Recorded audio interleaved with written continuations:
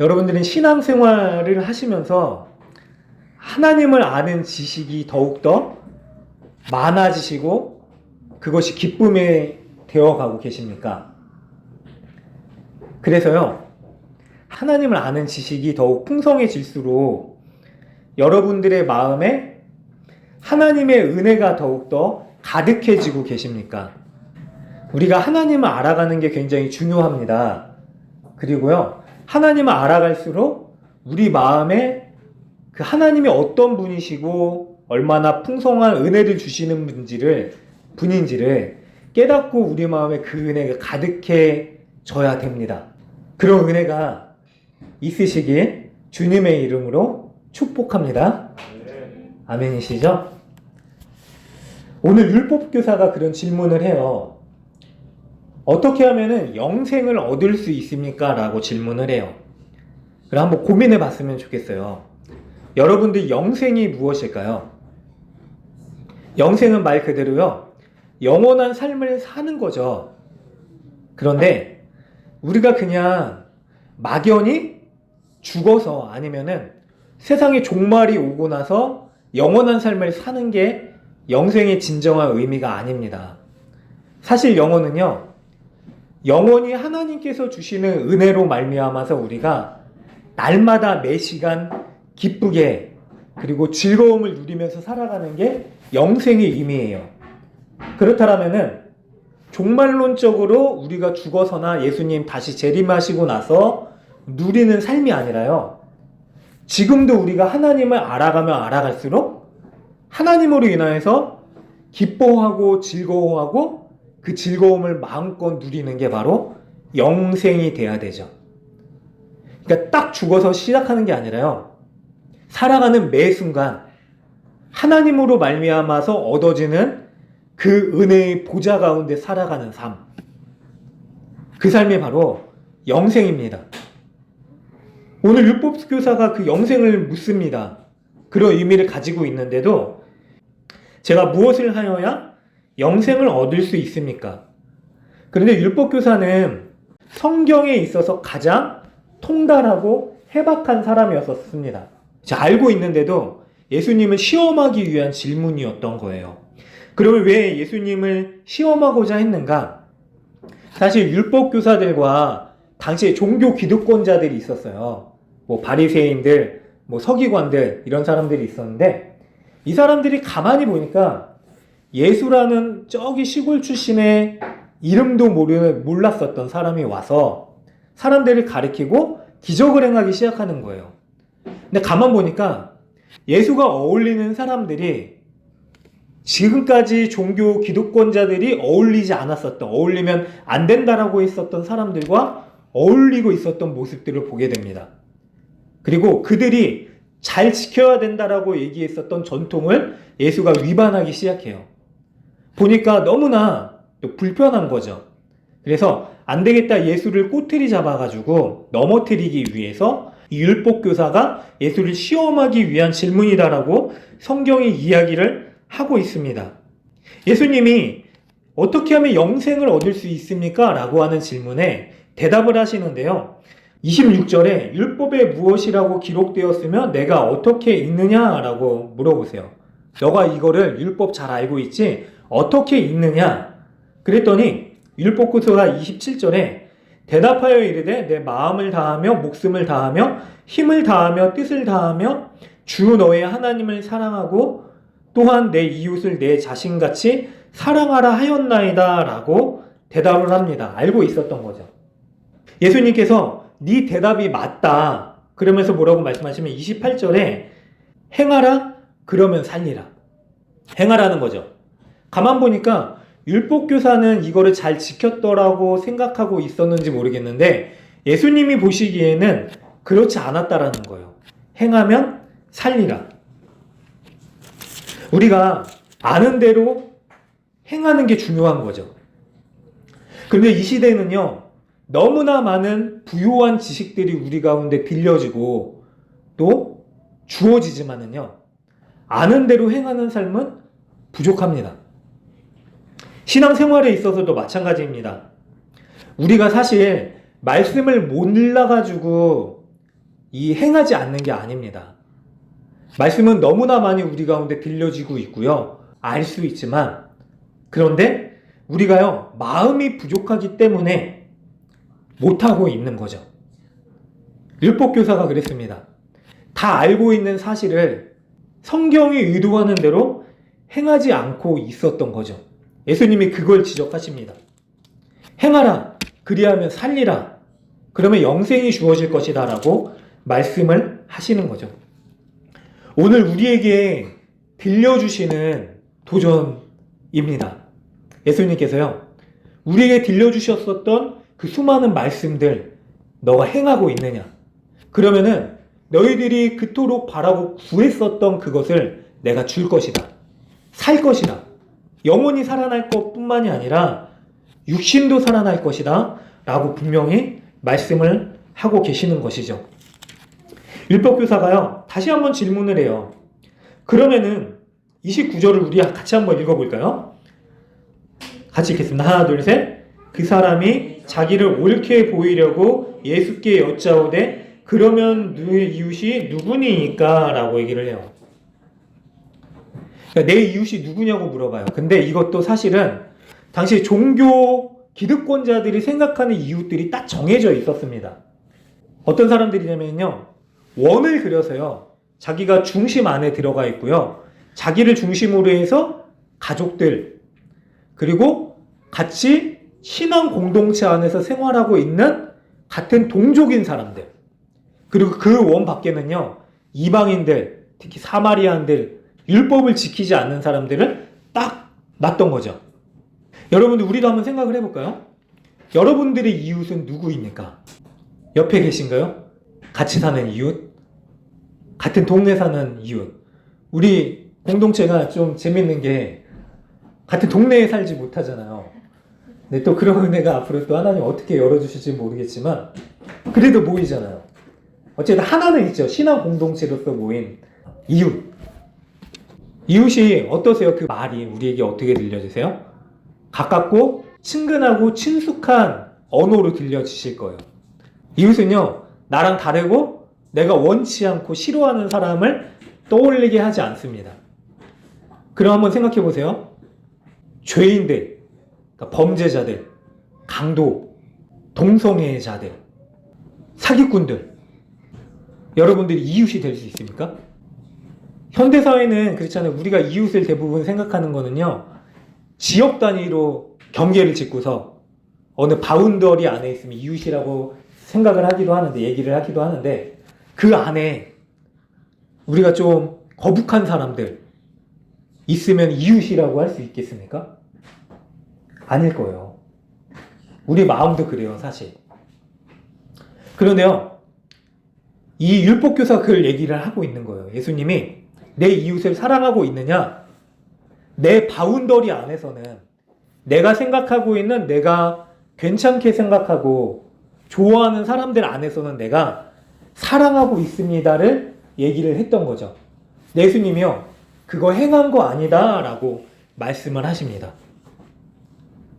어떠세요? 원수까지도 사랑하라 라고 하는 말.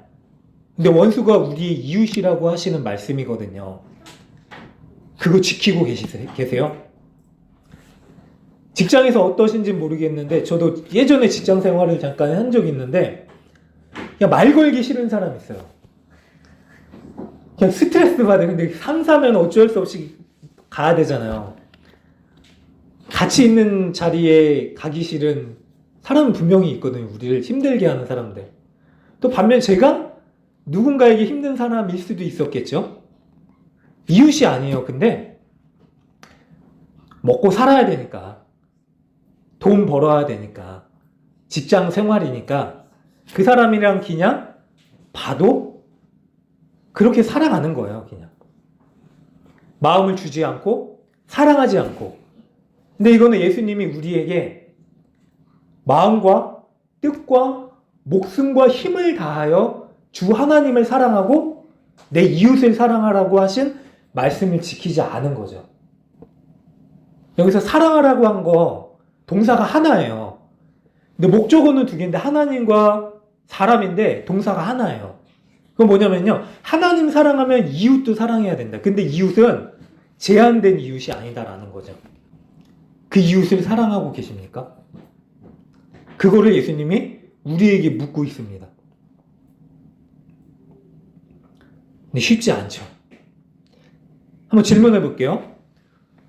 마음을 다하고 힘을 다했어요. 그 힘이 다 빠지겠죠? 근데 목숨까지 다하래요. 목숨까지 다해서 사랑하면 어떻게 되죠? 죽죠. 목숨을 다해서 사랑하면 죽어야죠. 근데 우린 살아요. 죽기 싫어서 사랑하지 않죠.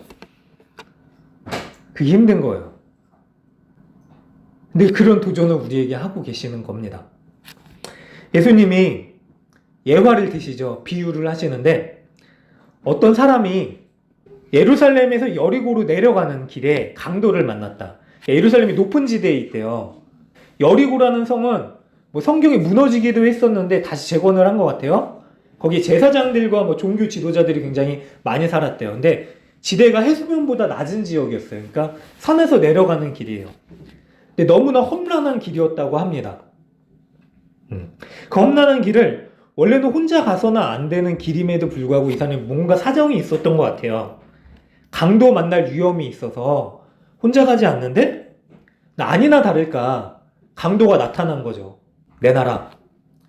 이 사람이 가진 걸 다 뺏고 거의 죽을 정도의 상처를 입히죠. 그리고 쓰러져 있는데 불행 중 다행으로 그 넘어져 있는 사람 곁으로 우리가 알고 있는 대로 첫 번째 누가 지나가냐면은 제사장이 그 길로 내려갑니다. 제사장이 어떤 사람이죠?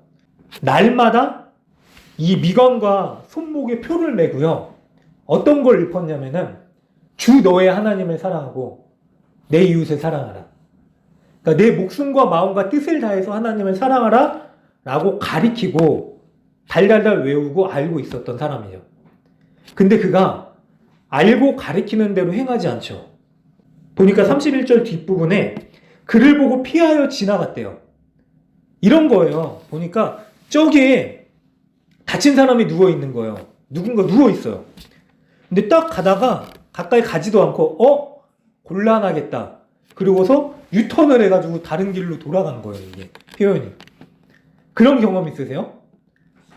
제가 한동안 운전을 잘 안 했었어요. 사실 예전에 사고가 있었던 것도 있긴 했지만 뭐 지하철을 타거나 버스를 타거나 거리를 걸어 다니면은 꼭 만나게 되는 사람들이 있어요. 노숙자분들, 가난한 분들, 지하철에서 물건 파는 분들. 지갑에 제가 돈이 많이 없으니까 그때는 돈을 안 벌어서 1,000원짜리를 좀 한 대여섯 장씩 꼭 갖고 다녔어요. 그러니까 물건 안 사도 그분한테 1,000원, 2,000원이라도 드려야겠다라는 생각으로. 왜냐면 그래도 신대원생인데 전도사인데 어려운 사람들 그냥 뭐 도와달라고 하는데 모른 체 할 수 없잖아요. 친구들이랑 밥을 먹으면은 그런 거 껌 파시는 분들 있잖아요. 근데 10,000원이에요. 껌이, 초콜릿이. 꼭 그걸 다 받아요. 그리고 친구한테 계산 좀 해라. 받아 먹기도 하죠. 그 부담이 되는 거예요. 근데 그런 생각을 가졌었던 적도 있는데 사실 저도 날마다 요즘 고민하는 게 뭐냐면요. 제가 말한 대로 살아가고 있는가에 대한 고민이거든요. 말한 대로 살아야 되죠. 하나님의 말씀은 특히요. 말씀 가운데 우리에게끔 도전하시고 행하도록 요구하시는 순종의 요구를 하시죠. 근데 그게 사실 말씀의 능력이거든요. 그래서 말하는 사람뿐만이 아니라요. 들려지는 대로 우리가 살아야 돼요. 또한 말씀이 들려지는 대로. 근데 제사장이 어떻게 했냐면요. 매일 말씀을 강론하고 하나님 사랑하십시오. 이웃을 사랑하십시오. 라고 했는데 아마 유대인이었겠죠. 성경에서 유대인이니까 같은 유대인 제사장을 등장시켰을 것입니다. 그런데 그 유대인이 죽어가는 걸 보고 유턴을 해서 도망가는 거예요. 귀찮은 일에 휘말리기 싫다라는 거죠. 말이요. 삶의 능력으로 나타나지 않습니다. 또 레위인이 지나가는데 그도 성전의 여러 가지 일들을 돕는 사람이에요. 뭐 목회자겠죠. 아니면 신앙이 정말로 신실한 사람들, 직분자들. 근데 그 또한요, 그 죽어가는 사람을 보고 어떻게 하냐면요, 보자마자 피하여 돌아가요. 뭐 여러 가지 이유가 있을 수 있습니다. 왜냐면은 성전을 섬기기로 했었던 구별된 사람들은 시체를 가까이 하면 안 되니까, 그래서 하나님을 섬기는 일을 하지 못하니까 그러면 안 된다라고 얘기를 하기도 합니다. 또 자기 목숨을 위해서 강도 만난 사람을 보니까 아유 여기 강도가 많이 나타난다고 하는데 나도 강도 만날 수 있겠구나. 어쨌든 나는 살아야지. 하나님의 일을 해야 되니까 그런 이유를 댔을 수도 있습니다. 근데 그게 사실 핑계죠. 왜냐면 제사장 정결 규례에 따르면은요, 부정한 시체를 만져도요 영혼이 끊어지는 게 아니라 일주일 정도, 저 지금으로 따지면 자가격리죠. 자가격리를 하고 정결 의식을 치른 다음에 가서 다시 하나님을 섬기는 일을 하면 되거든요. 근데 그게 싫은 거예요. 귀찮고 번거로웠던 거예요. 다시 사랑하라고 하는데 우리가 하지 못하는 이유가 그거예요. 내가 싫은 거예요. 불편한 거예요. 그 불편함을 감수하고서 내 목숨이 깎아지는 것 같은 스트레스를 받으면서 그거 하기 싫다라는 거죠. 그러면 안 되는데. 근데 예수님이요, 정반대의 사람을 등장시키십니다. 사마리아인이에요. 유대인과 사마리아인은요, 우리나라와 같아요. 우리나라는 일본이랑 같아요. 절대로 함께 있어서는 불편한 사람, 안 되는 사람. 왜냐하면 사마리아인은 전통적으로 단일 민족을 지켜라라고 했었던 하나님의 명령을 어기고요, 이방인들과 결혼을 해서요, 이 혈통이 혼혈이 됐어요. 그리고 하나님이 원치 않는 자리에 그들의 산당을 만들어서 우상숭배하는 것 같은 제사를 드리기도 했습니다. 또 유대인들이 포로 귀환 후에 바벨론의 포로로 끌려갔거든요. 근데 성벽을 재건하는데, 또 도시를 재건하는데 방해를 했었던 사람들이기도 합니다. 그러니까 철천지 원수 같은 사람이에요. 봐라, 사마리아인이 있는데 그가 어떤 일을 하냐면은 그를 보고 33절에 보니까 불쌍히 여겼대요. 그리고 34절에 보니까 가까이 가서 기름과 포도주를 그 상처에 붓고 싸매고 자기 짐승에 태워 주막으로 데리고 가서 돌보아 주니라. 그 이튿날 그가 주막 주인에게 끝내지 않고 데나리온 2를 주어서 이 사람을 돌보아 주시고 만약에 비용이 더 들거든 계산을 해 주시면은 내가 돌아와서 다시 그 비용을 지불하겠습니다 라고 그 사람을 위해서 채무를, 그러니까 빚까지 지는 일을 합니다. 그리고 원수예요. 만약에 유대인이 이 시기에 있었으면 그랬을 거예요. 당신 사마리아인 아니야. 의복이 달랐거든요. 딱 보면 압니다. 저리가 이 원수야, 나를 만지지 마 라고 했을 거예요. 죽어가는 사람이. 근데 그 사람이 가서 그를 도와줘요. 그래서 예수님이 물으세요. 36절을 우리 같이 한번 읽어볼까요? 하나 둘 셋. 내 생각에는 이 세 사람 중에 누가 강도 만난 자의 이웃이 되겠느냐 라고 물으세요. 이 율법교사가 이거를 듣고요, 얘기를 하죠. 이르되 사마리아인입니다 라고 얘기를 하지 않아요. 입에도 올리기 싫은 거예요. 보니까 자비를 베푼 사람입니다 라고 얘기를 하죠. 그리고 예수님이 너도 이와 같이 해라 라고 다시 말씀을 하세요. 여러분, 하나님을 사랑해야 돼요. 우린 당연히 그렇게 생각을 하죠. 근데 내 이웃을 사랑해야 돼요. 이웃에는 제한이 없어요, 사실. 우리가 만나는 모든 사람들을 사랑해야 돼요. 그러면 우리가 왜 이웃을 사랑해야 될까요? 하나님이 우리에게 하나님이 누구이신지를 보여주셨어요. 하나님은요, 하나님이 형상을 따라 만드는 우상을 원치 않으셨어요. 영이시잖아요. 영이시기 때문에 형상을 따라 만들면 그 형상 자체가 제한이 되는 거예요. 근데 하나님 믿지 않는 사람들도요, 하나님을 찾고자 하는 마음이 있거든요, 사실. 그래서 나무로 우상을 만들기도 하고 돌로 만들기도 해요. 하늘을 섬기기도 하죠. 근데 다 호황된 거죠. 하나님은 그런 대상이 아니시기 때문이죠. 근데 우리가 왜 하나님을 섬기듯 이웃을 섬겨야 되냐면요, 우리 눈에 보이진 않지만 우리가 하나님을 만날 수 있는 자리가 있어요. 어디죠? 교회 아닙니까? 교회 밖에서도 만납니다. 왜냐면 하나님의 형상을 따라 지음받은 사람을 통해서 하나님을 만나게 하시는 거예요. 그 하나님 앞에 내 죄가 드러나듯이 베드로가 그런 고백을 하잖아요. 예수님 만나고 나서 주님 빨리 나를 떠나십시오. 나는 죄인입니다. 죽을 죄인입니다. 라고 얘기를 해요. 자기가 어떠한 존재인지가 낱낱이 드러난 거예요. 하나님 만나니까. 사람을 만나면 그러한 일들이 분명히 나타나거든요. 나보다 부족한 사람을 통해서요. 내가 무엇을 어떻게 하고 있는가를 보기도 해요. 근데 교만이 되면 안 되죠. 나보다 잘하고 있는 사람을 통해서요. 아, 내가 이런 부분이 부족하구나. 하나님께 은혜를 구하는 일들을 하죠. 어려운 사람을 보면은요. 우리가 돕는 그러한 일들을 통해서요. 하나님이 내게 주신 사랑을 경험하기도 합니다. 하나님이 이웃을 만드신 이유는요. 하나님이 어떠한 분이신지를 우리에게 알게끔 하시기 위해서. 그래서 우리가 하나님을 사랑하는 이유가요. 이웃을 사랑하기 위해서고요. 이웃을 사랑하는 게 하나님을 사랑하는 겁니다. 두 개가 떨어질 수가 없어요. 동사가 하나라고 말씀드렸잖아요. 그럼 보세요. 예수님이 그런 의미에서요. 그에게 얘기를 하세요. 내 생각에는 이 세 사람 중에 누가 강도 만난 자의 이웃이 되겠느냐. 자, 다시 한 번 더. 앞에 보면 29절에 보면은요. 율법교사가 질문을 해요. 뒷부분에 그러면부터 읽어보겠습니다. 하나, 둘, 셋. 그러면 내 이웃이 누구니까? 자, 내 이웃이 누구입니까를 물어봤는데 예수님이요. 강도 만난 자의 이웃이 누구냐고 얘기를 해요. 그럼 나는 누구죠? 그 자리에 딱 두신 거잖아요. 내 이웃이 누구입니까? 내 이웃. 강도 만난 자의 이웃. 예수님이 그에게 얘기를 하시는 거죠. 너가 강도 만난 자다. 왜 강도 만난 자일까요?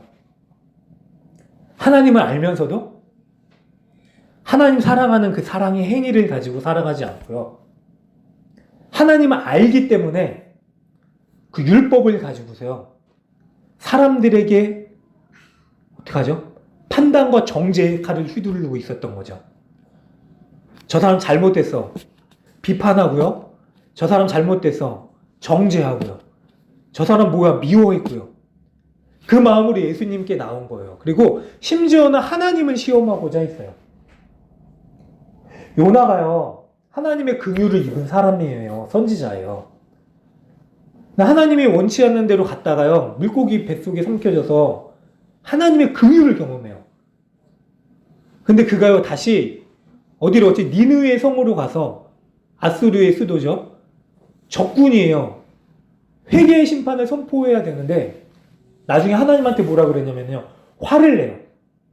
하나님을 정죄하는 거예요.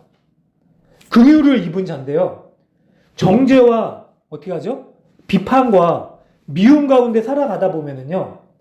자기가 어느 순간에 죄의 칼날에 온몸에 만신창이가 되듯이 그의 영혼이 파괴되고 어떻게 되죠? 완전히 죄에 짓눌려 죽어가고 있는 형태로 쓰러져 신음하게 되는 거죠. 예수님이 그걸 말씀하시는 거예요. 누가 너의 이웃이냐고? 누가 강도 만난 자의 이웃이냐? 너가 강도 만난 자다. 오늘 제목이요. 사랑과 긍휼이에요. 사랑과 긍휼을 풍성히 나누는 삶. 사랑에는 긍휼이 따르거든요. 하나님의 사랑을 경험하기 위해서는요. 우리가 가장 먼저 해야 될 게 있는데 그 사랑을 주신 하나님 앞에 우리가 나아가서요. 내가 얼마나 큰 긍휼을 입은 자인가. 주님, 내가 강도 만난 자입니다. 내 영혼이 피폐해지고 강도 만나서 죄의 칼날에 쓰러져서 신음하고 있었습니다. 주님, 저에게는 생명이 필요합니다. 라고 호소할 수 있는 자각이 필요합니다. 그래서 가장 먼저 내가 누구인지, 내 상태가 어떤지, 내 영혼의 상태가 어떠한지를 하나님 앞에 호소할 수 있어야 되죠. 성경에서 예수님을 만난 사람들이 다 그랬어요. 예수님을 만난 사람들이 병자들, 세리들, 내국노들이죠. 창녀들, 사람들이 다 멸시했었던 사람들, 장애인들, 객과 고아와 과부들, 저 사람들 저주받았다라고 생각했었던 사람들을 다 만나시면서 예수님이 어떤 마음으로 그들을 보시면은요, 긍휼히 여기사. 33절에 보니까 이 사마리아인이요, 그를 보고 불쌍히 여겼대요. 사람을 보고 그의 영혼을 보고 긍휼히 여길 수 있는 마음. 그러기 위해서는 우리가 어떻게 해야 되냐면요, 내가 얼마나 큰 긍휼함을, 사랑을 입은 사람인가를 깨달아야 되죠. 그게 시작입니다. 근데 그게 잊혀지기 시작하면은요, 사랑을 봐도요, 사랑의 대상이나 긍휼의 대상으로 보여지지가 않는 거거든요. 어떻게 하나님의 시선으로 사람의 영혼을 긍휼히 여길 수 있습니까? 주님, 내가 강도 만나서 긍휼을 얻어야 될 사람입니다. 그걸 깨닫고 난 다음에 어떻게 되는지 아세요? 주님이 또 이 질문 가운데 두 번째 해답을 우리에게 주시거든요. 강도 만난 자의 이웃이 누구이냐? 우리는요, 그렇죠? 좋은 이웃 만나게 해달라고 기도합니다. 하나님, 만남의 축복을 가지게 해주세요. 청년 사역을 하다가요, 꼭 애들이 군대를 가요. 남자애들이 가야죠. 근데 가서 기도를 해줘요. 기도 제목을 너가 적어서 와라 그러면은 좋은 사람들 만나게 해주세요. 좋은 선임들 만나게 해주세요. 제가 어떻게 기도를 하냐면요, 건강하게 해주세요 막 그런 거 하면서, 하나님, 우리 누구누구가 가서 좋은 후임이 되게 해주세요. 그리고 그 사람들과 함께 좋은 군 생활을 하게 해주세요. 우리는 그런 기도를 하지 않는 것 같아요. 하나님, 우리 아이가 좋은 친구들 만나게 해주세요를 기도하지만, 하나님, 우리 아이가 저 아이에게 좋은 친구가 되게 해주세요를 기도하기는, 하지는, 물론 하시고 있을 거 알고 있는데, 많이 하지는 않죠. 그렇게 되면 어떻게 되는지 아세요? 아는 대로 행하지 않는 제사장이 되는 거예요. 레위인이 되는 거죠. 가버려요. 부정함이 옮을까봐 좋은 사람들만 만나야 돼요. 그게 이웃이 되는 거죠. 명절에 이런 경험 많이 하시잖아요. 과일이 어쨌든 사기도 하고 생기잖아요. 냉장고에 사과 10개를 넣어놨는데 썩은 사과 하나를 넣으면 어떻게 되죠? 나머지 사과도 썩죠. 근데 우리가요, 예수님의 그 긍휼과 사랑을 알면은 그 생각이 바뀌게 돼요. 사마리아인처럼요. 어떻게 되죠? 썩어 있는 9개의 사과에 싱싱한 사과 하나를 넣으면 어떻게 돼야 되죠? 우리 생각엔 썩어야죠. 그래서 하나라도 건지자라고 해서 이걸 따로 떨어뜨려 놓는데, 하나님의 관점에서는 그게 아닙니다. 썩어져 있는 자리로 가서 생명의 근원이신 예수의 생명으로 그들을 썩지 않게 해라. 그게 빛과 소금이죠. 그게 우리가 구해야 될 겁니다. 이 율법교사는 그걸 알고 있으면서도요, 뭘 구했냐면요, 누가 내 이웃입니까? 좋은 이웃입니까를 물어봤어요. 예수님이 다시 얘기를 하시는 거예요. 우리에게 주신 두 번째 도전이요, 좋은 이웃은 누구죠? 그 이웃이 나를 좋다라고 생각을 해야지 좋은 이웃이 되는 거거든요. 강도 만난 자에게는요, 저 죽어서 피를 철철 흘려 넘치고 있는 사경을 헤매고 있는 그에게는요, 그를 살려줄 수 있는 도움의 손길을 내밀어 줄 수 있는 사람이 좋은 이웃입니다. 지나가다 그 사람이 나의 좋은 이웃이 돼야지, 나한테는 좋은 이웃이 아니네? 버려야지. 그 상황을 이야기하시는 게 아니죠. 여러분들 어떠세요? 우리가 좋은 이웃이 되고 있습니까? 사랑과 긍휼이 넘치는 삶을 살고 계십니까? 여러분들 계신 곳에서 함께하는 사람들이 여러분들을, 저도 그런 질문을 해야죠. 좋은 이웃이라고 생각을 하고 계십니까? 우리는 교회 안에서 계속해서 얘기를 한 게 뭐냐면요. 좋은 이웃이 돼야 됩니다. 이 지역을 섬겨야 됩니다. 사람을 섬겨야 됩니다. 교회 이름도 무슨 선한 무슨 청지기 교회, 뭐 선한 이웃 교회, 선한 무슨 교회, 무슨 교회, 좋은 교회 많죠. 근데 정작 고민해 봐야 되는 거는요. 우리 주변의 사람들이, 아니 이 교회와 연관된 사람들이 우리를 좋은 이웃으로 생각하고 있는가예요. 그러지 않으면은요. 이웃을 사랑하지 않은 거고 하나님을 사랑하지 않은 거다. 근데 이게 정말로 쉽지 않습니다. 어려워요. 사실 우리가 매일같이 무너짐을 경험하잖아요. 삶의 자리에서. 여러분들 가장 가까이 있는 이웃들 어떠세요? 한번 보세요. 어제는 어떠셨나요? 좋은 이웃이었습니까? 10년을 살던 어른들이 그러잖아요. 50년을 살아도 이웃이 아니라 이응으로 시작하는데 뭐죠? 외숙수라 그러잖아요. 근데 그래도 살아가야 돼요. 왜냐면 이 사람이 나의 사랑의 대상이라는 걸 알기 때문이죠. 나의 몸과 같은 사람이라는 걸 알기 때문이에요. 절대로 쉽지 않습니다. 이 일이. 우리가 어떻게 할 수 있는가?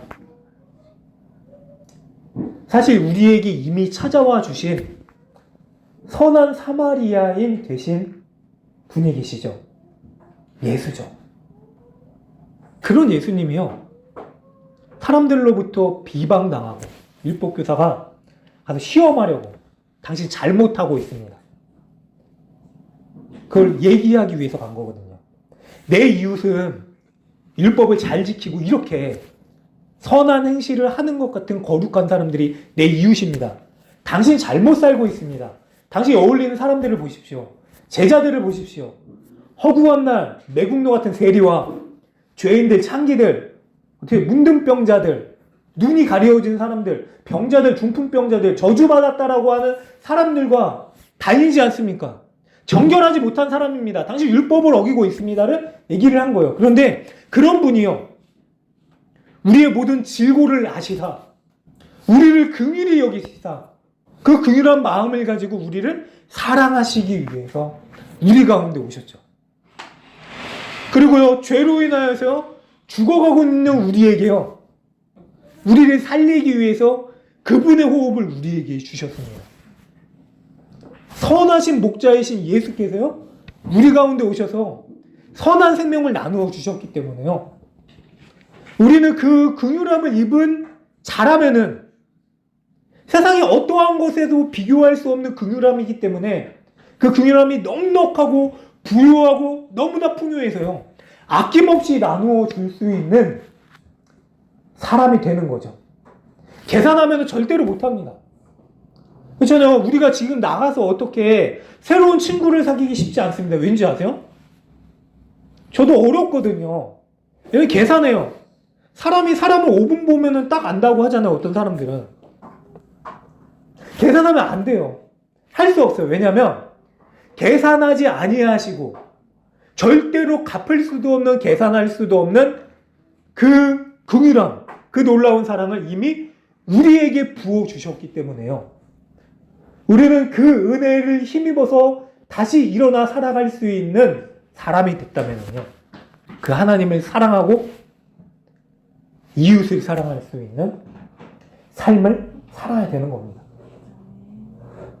하나님 때문에 살았기 때문에요. 하나님 사랑하지만 저 사람은 내가 사랑할 수 없습니다 라고 얘기할 수 없죠. 왜요? 절대로 받아들여져서도 안 되고 받아들일 수 없는 내가 이미 받아들여졌기 때문에요. 사랑하는 여러분들, 그 도전이요, 우리의 삶 가운데요, 말씀의 능력으로 나타나시기를 간절히 소망합니다. 때로는요, 너무나 고독하고 외롭고 고립된 것 같은데 사람들이 다 나를 둘러서요, 어떻게 하죠? 우겨쌈을 당하는 것 같은 상황 가운데 있더라도요, 나는 예수를 붙들고 여호와께서 내게 주신 그 생명으로 말미암아 담대히 하나님의 사랑을 선포하겠습니다 라고 말할 수 있는 삶.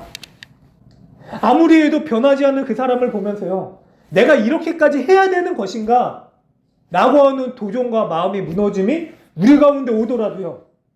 끝까지 나를 포기하지 않으시는 하나님의 사랑을 힘입어서 주님, 그래도 내가 다시 한 번 더 일어나서 그거 해보겠습니다. 그 사람 품어보겠습니다.